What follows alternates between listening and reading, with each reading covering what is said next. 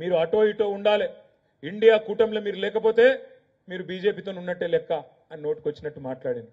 ఇలా ఎవరు మిగిలిరు మరి ఇండియా కూటమిలో? నిన్న మొన్న మీరు చూసిండ్రు, మమతా బెనర్జీ వెళ్ళిపోయింది. నేను వీళ్ళతో ఉండా, ఈ రాహుల్ గాంధీతో కాంగ్రెస్ పార్టీతో ఉండా, వీళ్ళ అహంకారాన్ని నేను భరించలేను, నేను సొంతంగానే పోటీ చేస్తా అని చెప్పి ఆమె తన దారి తను చూసుకున్నది. అరవింద్ కేజ్రీవాల్ గారు ఢిల్లీలో ఆయన వెళ్ళిపోయాడు.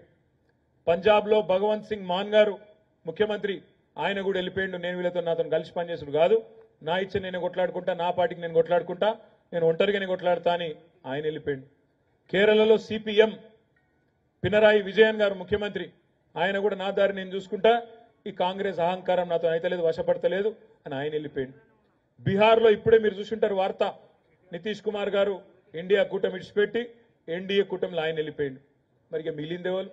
వదికు రాహుల్ గాంధీ గారేమో భారత్ జోడో అంటున్నాడు, దేశమంతనేమో కాంగ్రెస్ చూడో అని చెప్పి ఎక్కడో అక్కడ వెళ్ళిపోతుండ్రు.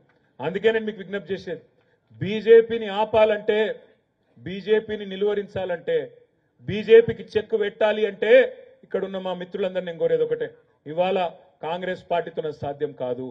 కాంగ్రెస్ పార్టీలో ఆ శక్తి లేదు, బీజేపీని ఆపే సత్తా గాని శక్తి గాని వాళ్ళకు లేదు.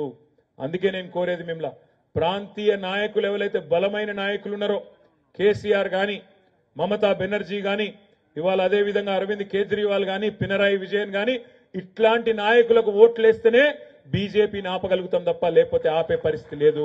ఇక్కడ ఉండే మన సిరిసిల్లలో కరీంనగర్ పార్లమెంట్ లో ఉండే లెఫ్ట్ మేధావులతో నేను కోరుతా ఉన్నా, వామపక్ష సంస్థల్లో గతంలో పనిచేసిన మిత్రులను కూడా నేను కోరుతా ఉన్నా, ఇవాళ బీజేపీని ఆపాలి అంటే కాంగ్రెస్ లో ఆ ధైర్యము లేదు, ఆ దమ్ము లేదు, ఆ సత్తా లేదు, ఆ తెగింపు కూడా కాంగ్రెస్ పార్టీకి లేదు.